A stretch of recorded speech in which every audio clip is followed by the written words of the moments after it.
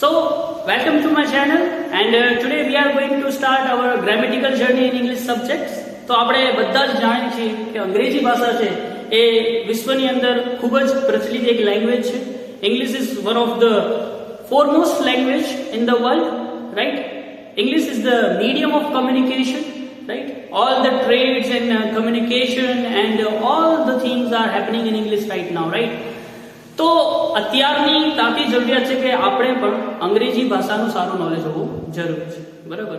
તો ઘણી વખત આપણે ટીવી ઉપર કે ઇન્ટરનેટ કે મોબાઈલની અંદર કે કોઈ પણ જગ્યાએ જે અંગ્રેજી શબ્દો આપણા તરફ આવે છે આપણે એને જોઈએ છીએ, આપણે એનામાંથી ઘણા બધા શબ્દો શીખી પણ દેતા હોઈએ છીએ. પણ જ્યારે આપણે અંગ્રેજી ભાષામાં બોલવાનું હોય કે અંગ્રેજી ભાષામાં કોઈ સેન્ટેન્સ છે એ ફ્રેમ કરવાનું હોય ત્યારે આપણે એની અંદર કેટલીક મુશ્કેલી અનુભવતા હોઈએ છીએ. ખાસ કરીને કે આપણા પાસે શબ્દો છે પણ એને કઈ રીતે ગોઠવવા, એનો આપણે સ્ટ્રક્ચર નથી આવડતું હોતું, બરાબર? તો એના પાછળનો મુખ્ય કારણ એ છે કે આપણે અંગ્રેજી ભાષાનો વ્યાકરણિક ભાગ એટલે કે સિદ્ધાંતિક સમજ આપણે નથી. આપણે જાણીએ છીએ કે દરેક ભાષાની પોતાનું એક આગવું વ્યાકરણ છે. જેમ કે ગુજરાતી ભાષાનું વ્યાકરણ અલગ છે, હિન્દી ભાષાનું વ્યાકરણ છે, અંગ્રેજી ભાષાનું પણ વ્યાકરણ એવી જ રીતના છે, બરાબર?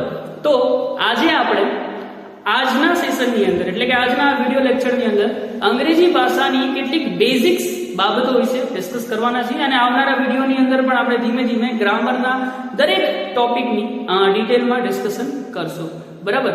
તો આજના આ સેશનની અંદર આપણે ડિસ્કસ કરવાના છીએ અંગ્રેજી ભાષાના કેટલાક એવા બેઝિક્સ જેને આપણે ટાઇટલ આપશું બેઝિક્સ ઓફ ઇંગ્લિશ ગ્રામર, બરાબર?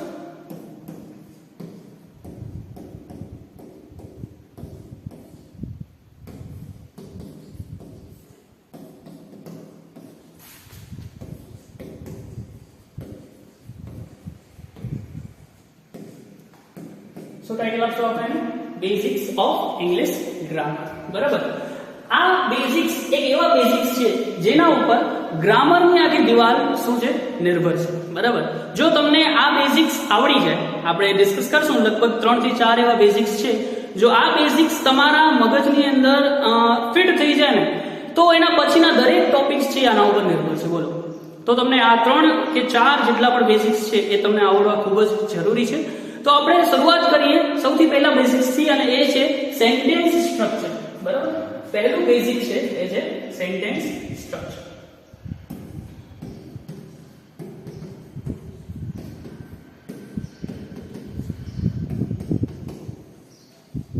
હવે સેન્ટેન્સ સ્ટ્રક્ચર ની અંદર મુખ્યત્વે 3 બાબતો છે, બરાબર? એક છે એ છે સબ્જેક્ટ, બીજું છે એ છે ઓબ્જેક્ટ અને ત્રીજું છે એ છે વર્બ, બરાબર? સૌપ્રથમ તો આપણે ખ્યાલ હોવો જોઈએ કે આ 3 જે મુદ્દા અહીંયા લખ્યા સબ્જેક્ટ, ઓબ્જેક્ટ અને વર્બ એ 3 શું આપણને કહેવા માંગે છે, બરાબર? તો ગુજરાતીમાં આપણે કહીએ કે સબ્જેક્ટ એટલે કે કોઈ પણ ક્રિયાનો કરનાર. શું કહીશું આપણે? કોઈ પણ ક્રિયાનો કરનાર એટલે કે જે ક્રિયા કરે છે તે, બરાબર? પછી ઓબ્જેક્ટ એટલે કે જેના ઉપર ક્રિયા કરવામાં આવે છે તે, બરાબર? તો કર્મ જેને આપણે કે જેના ઉપર ક્રિયા કરવામાં આવે છે તે. અને ત્રીજી વસ્તુ છે એ પોતે જે ક્રિયા કરવામાં આવે છે તે એટલે કે ક્રિયા, બરાબર? તો આ 3 બાબતની આપણે નોલેજ હોવી જોઈએ. તો આપણે જોઈએ છીએ કે આપણે ઉદાહરણ દ્વારા સમજીએ, બરાબર? જો જેમ કે હું ગુજરાતીની અંદર ઉદાહરણ કરું છું કે હું ખોરાક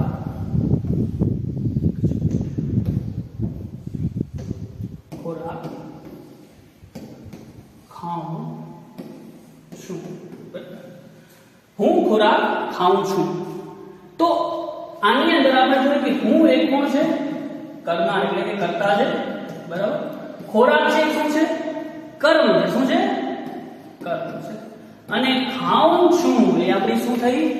ક્રિયા. શું થઈ આપણી? ક્રિયા. તો આપણે અહીંયા જોઈએ કે ગુજરાતી ભાષાનું પેટર્ન શું છે? તો કર્તા એટલે કે સબ્જેક્ટ, કર્મ એટલે કે ઓબ્જેક્ટ અને ક્રિયા એટલે કે વર્બ. તો સબ્જેક્ટ, ઓબ્જેક્ટ અને વર્બ. આ પેટર્ન થઈ, આ સેન્ટેન્સ સ્ટ્રક્ચર થયો કઈ ભાષાનો? તો ગુજરાતી ભાષાનો. કઈ ભાષાનો? ગુજરાતી ભાષાનો. તો આ તો ગુજરાતી ભાષાનો, એવી રીતના હિન્દી ભાષાનો પણ સેન્ટેન્સ સ્ટ્રક્ચર છે, સંસ્કૃતનો પણ છે. તો એવી જ રીતે આપણે અંગ્રેજી ભાષાનો પણ સેન્ટેન્સ સ્ટ્રક્ચર છે, અને અંગ્રેજી ભાષા અને ગુજરાતી ભાષાના સેન્ટેન્સ સ્ટ્રક્ચરમાં થોડુંક શું છે? ચેન્જ છે, જે આપણે જોઈએ. બરાબર, આપણે ગુજરાતીમાં લખ્યું હતું કે હું ખોરાક ખાઉં છું, એનો આપણે અંગ્રેજી કર્યું તો આઈ કરશું, આઈ ઈટ ફૂડ. બરાબર, આ થયો હું ખોરાક ખાઉં છું નો અંગ્રેજી. બરાબર, હવે આનું સેન્ટેન્સ સ્ટ્રક્ચર જોઈએ તો આઈ એટલે સબ્જેક્ટ, ઈટ એટલે શું થાય? ઓબ્જેક્ટ થાય કે વર્બ થાય? ઈટ એ શું છે? વર્બ છે. બરાબર, અને ફૂડ એ શું છે? ઓબ્જેક્ટ છે. Very good. તો તમે જોઈ શકો છો કે subject, verb, object, S V O. આ છે અંગ્રેજી ભાષાના સેન્ટેન્સ સ્ટ્રક્ચરની પેટર્ન, અને આ છે ગુજરાતી ભાષાના સેન્ટેન્સની પેટર્ન. તો આપણે ભણવાનું છે અંગ્રેજી, અને અંગ્રેજીના મોટા ભાગના, હું એમ કહી શકું કે તમામ સેન્ટેન્સની અંદર આ સેન્ટેન્સ સ્ટ્રક્ચર છે એ ફોલો થતો હશે. બરાબર છે? સબ્જેક્ટ અને ઓબ્જેક્ટ એ હંમેશા એની જગ્યાએ જ રહેશે. બદલશે શું? તો સેન્ટેન્સ પ્રમાણે અને કાળ પ્રમાણે અને સિચ્યુએશન પ્રમાણે શું બદલતો રહેશે? વર્બની અંદર આપણે પરિવર્તન કરતા રહીશું.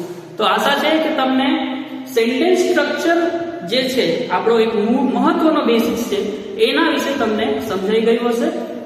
આ બાબત તમે ધ્યાન રાખશો તો આગળનું જે બીજું બેસિક્સ છે એ પણ તમને સરળ લાગશે. તો આજ માટે એટલું જ. આપણે બીજા વિડીયોની અંદર બીજા બેસિક્સ વિશે ડિસ્કસ કરશું.